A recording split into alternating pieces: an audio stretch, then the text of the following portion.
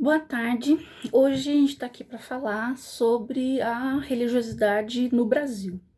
Então, a gente tem outros dois vídeos falando sobre é, como os clássicos da sociologia analisaram as religiões, né, Durkheim, Weber e Marx. Falamos um pouco sobre algumas características essenciais das religiões de maneira geral, como a sociologia vê a religião, né?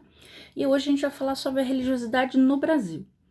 Então, o Brasil, segundo o censo de 2010, que é o último que a gente tem, nós somos formados por 64,6% de católicos, já tivemos muito mais, né?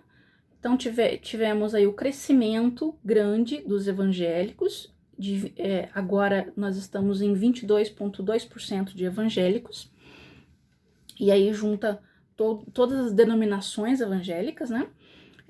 Somamos 8% sem religião. Temos aí, e daí depois a gente tem uma série de religiões com uma porcentagem pequena, budistas, judeus e tal, e nós temos 2% de pessoas que se autodeclaram pertencentes a religiões afro-brasileiras. Bem, as duas religiões que mais sofrem preconceito, que são mais alvo de preconceito no Brasil, são os evangélicos, as diversas denominações de evangélicos, e os que são adeptos das religiões afro-brasileiras. Aqueles que são mais alvo, né, que são mais constrangidos, que sofrem mais violência física, que têm os seus templos depredados e tal, são os pertencentes às religiões afro-brasileiras. Então, quando a gente fala de preconceito, e de preconceito contra religiões de origem africana, a gente pode dizer que esse tipo de preconceito é uma forma de racismo também. Então, quando alguém joga pedra, picha, queima, né, os terreiros de Umbanda e de Candomblé, essa pessoa não está sendo apenas preconceituosa, como sendo preconceito contra qualquer coisa que você pode ter, mas está sendo especificamente racista. A gente vai ver a diferença entre esses conceitos na próxima etapa, tá? Então, pensando nisso, e pensando que uma das funções da sociologia é falar daqueles que sofrem, né, algum tipo de discriminação, algum tipo de desvantagem social. Então a gente fala das mulheres, nós falamos dos negros, nós falamos dos pobres, nós falamos dessas desigualdades e como essas desigualdades afetam a vida dessas pessoas. Então a gente vai falar sobre as religiões de origem africana. Até porque a gente pode pensar que um pouco, pelo menos, desse preconceito que se tem contra as religiões de origem africana vem da ignorância mesmo, né? Daquilo que não se sabe. Então, o que se sabe sobre essas religiões? É tudo muito, o que eu ouvi falar, o que minha tia disse, o que minha avó falou, né? Aquela piada que tem na internet, a piada que tem na televisão. Então, é tudo fiapos, né? Fragmentos de informação, e esses fragmentos ainda são extremamente distorcidos pela ignorância e pelo preconceito. Então, eu vou falar para vocês o básico sobre as características das duas principais religiões de origem africana, que é o candomblé e que é a umbanda, tá? Então, vamos pensar no seguinte: quando os africanos chegaram no Brasil, a força, né, através da diáspora africana, com a escravidão, os africanos, eles foram obrigados a deixar de lado o quê? Tudo, né? O seu idioma, o seu nome, os seus hábitos, os hábitos alimentares, os hábitos de relacionamentos familiares, os hábitos de relacionamentos de poder. e também tiveram que deixar de lado a sua própria religião. E cada povo, porque é uma coisa também muito do senso comum, de a gente achar que a África é uma coisa só, né? Como se todos os africanos fossem iguais, tivessem o mesmo idioma, tivessem a mesma cultura, tivessem a mesma religião e tudo isso, né? Isso é uma ideia falsa da gente, uma ideia preconceituosa. Então, na África, esses diversos povos que vieram para cá, então os Nagôs, os Bantus, os Jeje, cada um desses povos, eles tinham, muitos outros, né? Tinham lá as suas crenças, a sua religião. E quando chegaram no Brasil, tudo isso foi proibido, né? Foi proibido, e aí eles tinham que dar uma saída para essa situação, né? Porque uma pessoa que acredita numa religião, pensem lá vocês, né? Se vocês não são de alguma religião, se vocês conhecem alguém que realmente a religião é importante para ela não vai deixar de acreditar naquilo que ela acredita porque alguém diz que não é para acreditar, né? Lá dentro dela, ela vai continuar acreditando. Então, o que os africanos escravizados, eles resolveram fazer? Primeira coisa, eles passaram a fazer uma coisa chamada sincretismo. O que significa isso? É uma mistura de crenças. Então, o que eles faziam? A maior parte dos africanos que vieram para o Brasil acreditavam em orixás. Orixás não são deuses, tá? Orixás são movimentos de Deus. Então, eu acho que o mais famoso, acho que vocês já ouviram falar, é Iemanjá, né? Quando na passagem do ano, o pessoal fala, né? Joga rosas no mar e tal, né? Então, vamos imaginar assim, como a pessoa, né? O africano escravizado vai continuar a cultuar, a adorar aquele ser sagrado para ela, se os brancos iam bater nela, né? Bater naquele africano. Então, eles resolveram pensar no seguinte: já que nós somos obrigados a nos tornar católicos, nós temos que rezar para os santos. Então, para cada santo católico, a gente vai fazer uma equivalência na nossa cabeça. Vamos pensar assim: que falam de Jesus, Jesus, Jesus. Então, toda vez que a gente estiver lá diante da imagem de Jesus, na verdade, a gente vai estar rezando para um orixá nosso, que é Oxalá. Quando estiver rezando para a Virgem Maria, eu vou estar, na verdade, rezando para Oxum. E assim por diante. Então, para cada santo católico, tinha uma equivalência de uma divindade africana. Então, essa não foi uma forma. Só que, conforme o tempo foi passando, aquilo que era apenas uma coisa para enganar, né,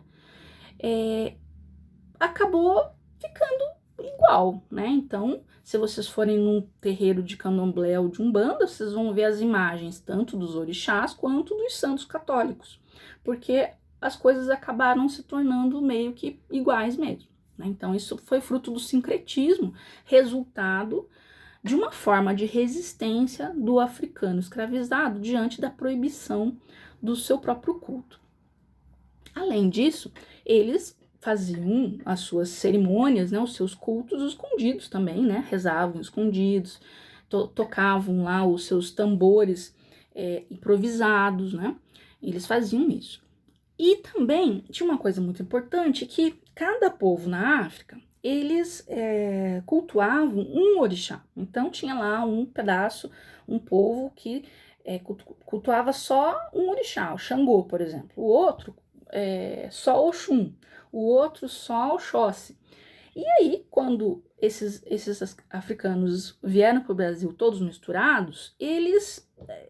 Nossa, mas você cultua esse, você cultua aquele, e aí como é que a gente faz, né? Então eles resolveram, para manter a unidade deles, né, se autoproteger e tal, eles acabaram juntando tudo.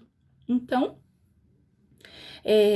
no final das contas, nas religiões que deram origem, né, que acabaram surgindo daí, essas religiões acabaram juntando esses orixás, que eram um de cada povo, num grupo só, tá? Então, e vamos pensar também que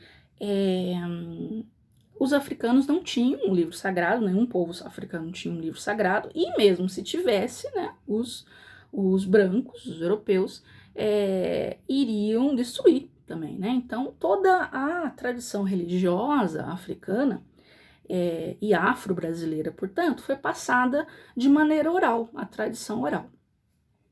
E aí, a gente tem que pensar aqui, tanto o candomblé quanto a umbanda, eles são monoteístas, então é um erro, e tem vários livros didáticos, inclusive, mostrando que os orixás seriam deuses, e isso não é verdade, tá? Tanto o candomblé quanto a umbanda são monoteístas, então existe um deus único, que em alguns grupos é chamado de Zambi, outros é chamado de outra forma, mas é um Deus único. E os orixás, portanto, seriam movimentos de Deus, né? Então, como Deus é muito grande, né? Muito grandioso, totalmente justo, totalmente bom, totalmente amoroso, né?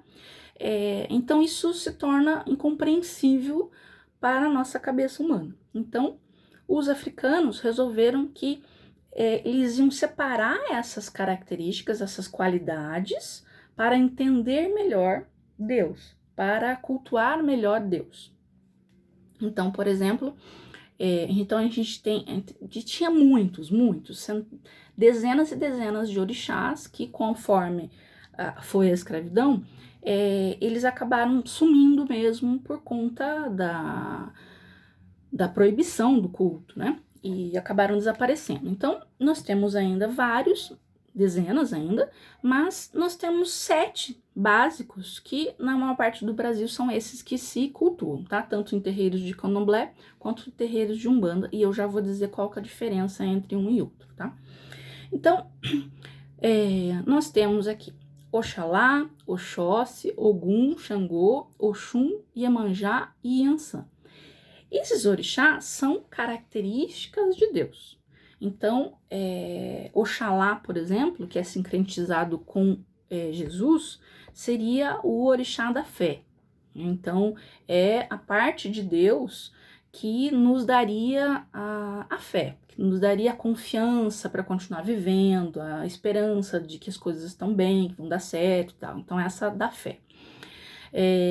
Xangô, por exemplo, seria a qualidade de Deus, que é a justiça, né? Deus é justo e a gente não tem dúvida sobre isso. Então, a gente pega lá Xangô para representar a justiça de Deus.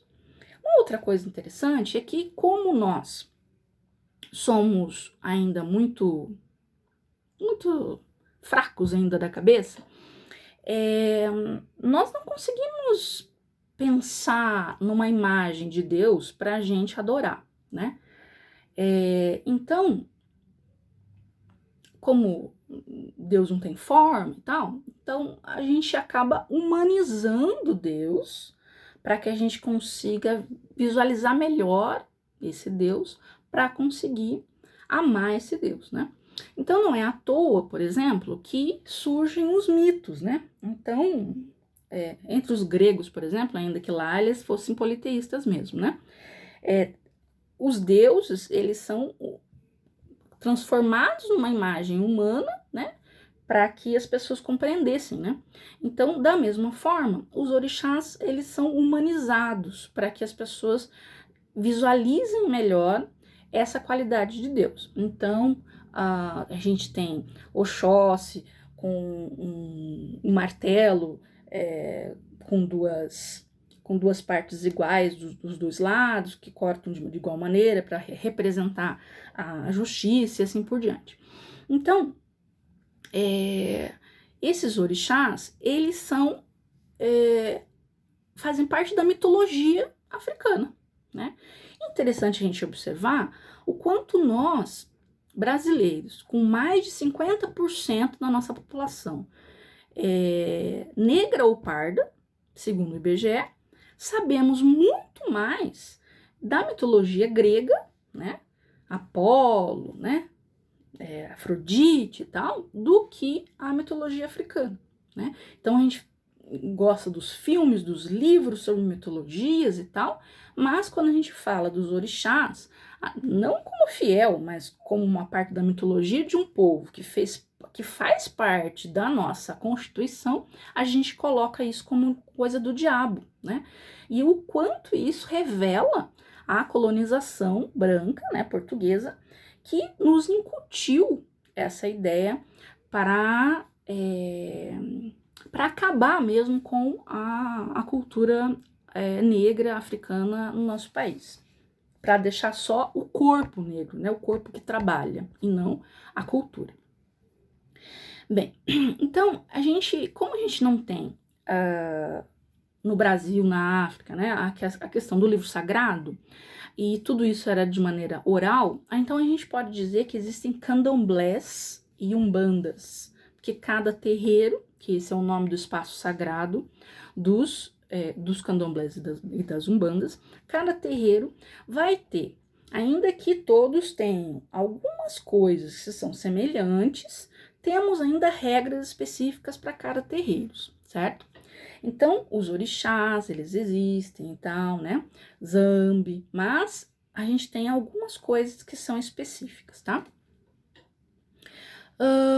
Então, no candomblé. Então, o candomblé, ele existe em muito maior número no Nordeste, no Norte e Nordeste, né? E há as umbandas do Sudeste para o Sul, tá bom? Então, no candomblé, a gente tem os orixás, né? Existe a incorporação do orixá, então as pessoas que são adeptas dessa religião, eles chamam que bolam no santo, né? Eles estão lá num círculo, dançando com seus tambores, e de repente o orixá desce na pessoa, ela incorpora esse orixá e é um momento sagrado para eles, tá? Existe também em muitos candomblés o sacrifício de animais. Então aqui a gente tem que falar sobre isso. Quando a gente pensa em sacrifício de animal, a gente pensa em algumas coisas que a gente vê na esquina, né? Tá lá um frango morto, né? Frango morto, claro, né? Uma galinha morta na esquina e tal. Aquilo não é candomblé, tá? Aquilo pode ser qualquer coisa menos candomblé. Por quê? Porque as religiões de origem africana, elas são religiões de cultura de escassez. Então, quando se matava um animal, aquilo era normalmente uma comida muito esperada por todo mundo. Ninguém ia pegar um animal e fazer qualquer ritual e deixar ele ao relento, apodrecendo, entende? Porque aquilo seria assim, até um pecado, digamos assim, né? Não existe a noção de pecado para eles, mas seria assim algo, como assim, né? Deixar uma comida ali. Não. Então, o que se faz?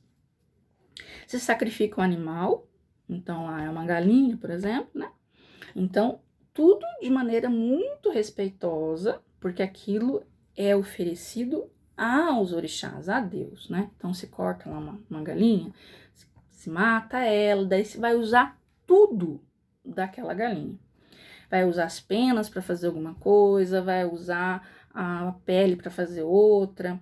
A carne se utiliza para fazer um prato ritual para que todo mundo coma no final do ritual, da cerimônia. Então aquilo não vai ser jogado ao vento. Eles fazem um pouquinho daquilo que todo mundo vai comer e oferecem ao orixá. Ah, mas como assim uma oferenda de comida que custa besta? Ué, mas os orientais, muitas das religiões orientais também oferecem lá arroz para os seus mortos. Por que só a oferenda de origem africana é que é demonizada? Vocês compreendem? Ah, mas como assim matar um animal? Ué, mas a gente não come carne? O que a gente come no Natal? Não é um peru? Então foi morto um peru para uma cerimônia religiosa que é o Natal, não é? Então a gente tem que olhar com um olhar diferenciado quando a gente pensa nessas coisas, tá? Então, tudo é usado, que é colocado na rua, isso não se refere ao candomblé, tá? E nem a Umbanda, muito menos. Então, lembram na aula passada, quando a gente estava falando sobre que é preciso separar a religião das pessoas? Então, pode existir algumas pessoas que pegam um frango e façam um ritual e deixam na rua? Sim. Mas a religião do candomblé ou da Umbanda está provando isso? Não. Porque não se faz isso com alimento, certo? Então, é preciso que a gente perceba essas questões. Bem,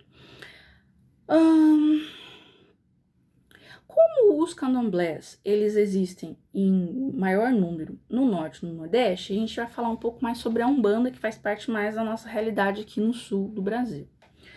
Então, a Umbanda, ela, diferentemente do candomblé, ela sofreu muito mais influência, foi muito mais sincretizada com outras culturas do que o candomblé, tá? Então, o candomblé tem influência de outras religiões? Tem. Se a gente tem lá os santos, né?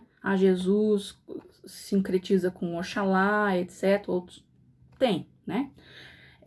Mas a Umbanda sofre influência de outros. Então, a Umbanda, ela tem a influência africana, por causa dos orixás, por exemplo, e por causa de Zambi, né, Deus. Tem uma influência indígena, então com a pagelança indígena, com os rituais dos indígenas.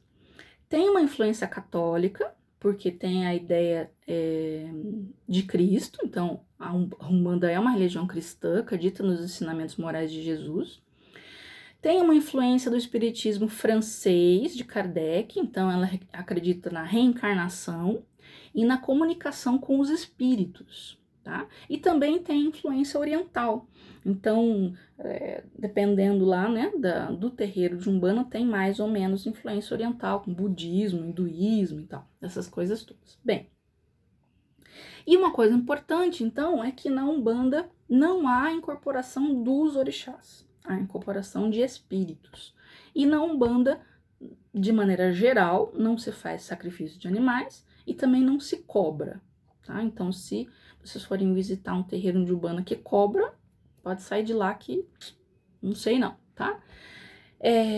Bem, então, quem as pessoas que fazem parte da Umbanda incorpora se não são os orixás? Eles incorporam o que a Umbanda chama de entidades. Então, a gente tem um monte, né? Então, mas a gente vai falar só do básico. Então, incorpora os pretos velhos, que são espíritos de negros, que foram normalmente escravizados e que estão desencarnados, né? Estão mortos, são espíritos, né? E que, com sua sabedoria, a questão da ancestralidade, né? A questão dos mais velhos ensinarem, darem conselhos, né? É muito recorrente na cultura africana, eles voltam para dar conselhos às pessoas que estão vivas, né? Essas pessoas na Umbanda também incorporam caboclos, que são os indígenas, né? E daí a gente vê a influência da pagelança indígena na religião da Umbanda. Então a gente vai ter o uso de charutos, de ervas, né? A indicação de banhos de ervas para as pessoas e tal. E as crianças, os erês. Então acho que muita gente já ouviu falar, né? Que tem essas festas de Cosme e Damião, e daí se distribui balas, docinhos e tal, né? Isso também tem dentro da Umbanda. Bem, e aí a gente tem dois personagens, aí, duas entidades que são muito controversas, né? Que geram bastante polêmica. Os Exus e as Pombagiras. Eu acho que todo mundo já ouviu falar nisso, né? Então, não, o Exu é o diabo. Bem, então vamos pensar no seguinte. Exu não é o diabo. Primeiro, porque as religiões de origem africana não acreditavam em diabo. Para eles só existe Deus. Então, Deus é essa figura toda poderosa, toda bondosa, toda justa, e ela é a criadora, né? A Deus é o criador de tudo. Então não existe nada que se contrapõe a esse Deus. Então não existe a figura do diabo para os africanos, né, originalmente, e que esse originalmente deu origem aí ao candomblé e à umbanda. Então não existe a figura do diabo. Então por que que a gente, né, do senso comum, pensa que Exu é o diabo? Principalmente porque o Exu, ele é o mensageiro de Deus. Lembra lá na mitologia grega, romana, lá tem o Hermes, né? Lembra dessa figura? Que tem um cara que tem umas asinhas nos pés, assim, né? É o Hermes. Ele é o mensageiro de Deus, né? Então, Exu é um mensageiro de Deus. Exu e Pombagira são mensageiros de Deus. E aí, como os africanos escravizados não podiam falar com Deus antes de falar com Exu ou Pombagira, então você tem que falar primeiro com Exu, porque ele que é o mensageiro, ele que leva a mensagem para Deus, daí pega a mensagem de Deus e traz de volta, né? Então, Exu é uma figura, Exu e Pombagira são uma figura muito importantes para os cultos de origem africana. Os portugueses, né, os brancos, perceberam isso e, já sei como que a gente vai acabar com a religião dessa gente. Nós vamos acabar com o intermediário, com o mensageiro. Então, passaram a bombardear toda a cultura brasileira com essa ideia de que Exu é o diabo. Então, se Exu é o diabo, então como é que a gente vai conversar com os nossos orixás? Como é que nós vamos conversar com Deus? Então, a religião africana, de origem africana, tenderia a acabar. Bem, então, a gente sabe que não é esse o caso, tá? Porque, primeiro, porque não existe diabo na cultura africana de origem, não existe. E isso foi criado pelos portugueses para realmente manipular e acabar com a cultura africana. Bem, então para que serve, né, Exu? A incorporação do Exu. Quem é Exu? Além de ser o mensageiro de Deus, dos orixás, ele e a Pombagira, também eles fazem um trabalho muito importante de proteção. Então, eles protegem os seus afilhados, digamos assim, né? Então, protegem do mal mesmo, né? Então, como a Umbanda acredita em reencarnação, acredita em espíritos, né, e tal, eles também acreditam que espíritos tristes, espíritos sofredores, podem muitas vezes ficar perto das pessoas e podem estar fazendo mal para aquelas pessoas, né? Estão lá sofrendo do lado, daí você do nada fica triste, né? Então, para os umbandistas, isso muitas vezes é influência desses espíritos. Então, o que faz o Exu e a Pombagira? Muitas vezes eles vão conversar com esses espíritos, né, sofredores, e vão levar para ficar mais perto de Deus e afastar aquele espírito que está fazendo aquela pessoa viva